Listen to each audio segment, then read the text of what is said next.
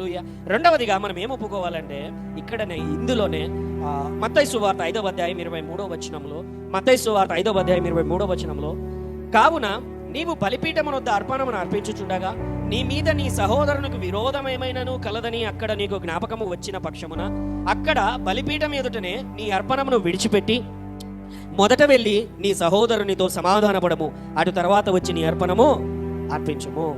రెండవదిగా మనం ఏం చేయాలంటే మన మన మన దేవుని యొక్క రాజ్యంలో ఒప్పుకోవలసింది ఏంటంటే, if you have done any wrong thing, నీవు నీ సహోదరునితో, నీ కుటుంబీకులతో, నీ పరిస్థితులలో, లేకపోతే నీ తోటి వారితో ఆవేశములోనో, కోపములోనో, అసూయతోనో, ద్వేషముతోనో, మరి ఏ ఇతరమైన వాటితోనో పొరపాటున వారితో విభేదం ఉన్న ఎడలా, హల్లెలూయా, వాళ్ళు నీకు వ్యతిరేకముగా తప్పు చేసిన ఎడలా వారిని నీ హృదయంలో క్షమించేసేయి. నువ్వు వారికి వ్యతిరేకముగా పాపము చేసి ఉన్నాడలా దయచేసి 199 సార్లు వెళ్ళి, హల్లెలూయా, వీలైతే 100 సార్లు వెళ్ళి 100% వెళ్ళి క్షమాపణ అడగండి. ఒకవేళ వారు దేవుని బిడ్డలైతే, నీతిగా ఉన్నటువంటి వారైతే, వారు చేసేటువంటి ప్రార్థన పైన దేవుడు హృదయం పెట్టేటువంటి వాడైతే, హల్లెలూయా, కఠినమైన పరిస్థితి అది నీ మీదకి తీసుకొని వస్తుంది. బాగా గమనించండి.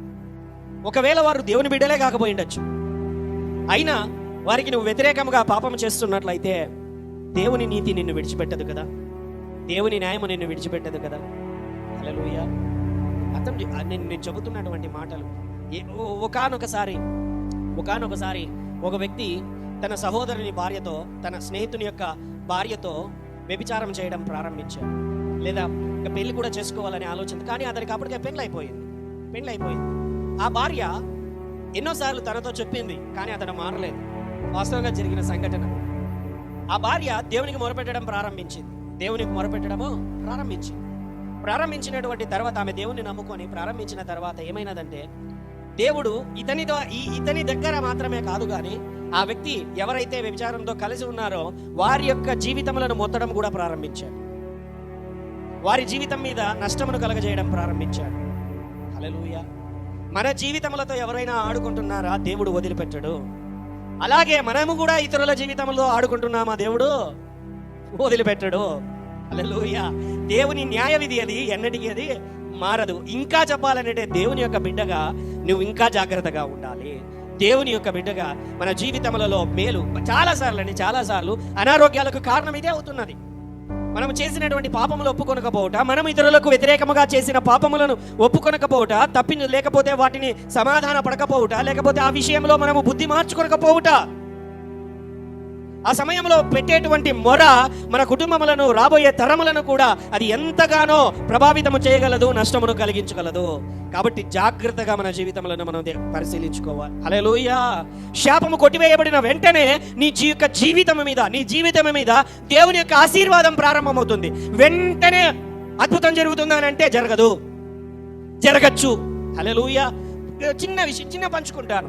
నేను వెళ్ళాల్సిండేది హైదరాబాద్కి అనుకుందాం, కానీ నేను బెంగళూరు వైపున వెళ్ళిపోయాను. ఇప్పుడు నేను వెళ్తున్నది బెంగళూరు దగ్గరికి వెళ్ళిన తర్వాత ఇంకో 10 కిలోమీటర్లు ఉన్నప్పుడు నాకు తెలిసింది, బోర్డు కనపడిందాడ, బెంగళూరు నాన్న అది అని. అరే, నేను వెళ్ళాల్సింది హైదరాబాద్ కదా, బెంగళూరుకి వెళ్ళి వచ్చేసాను అనుకుందాం, అవునా?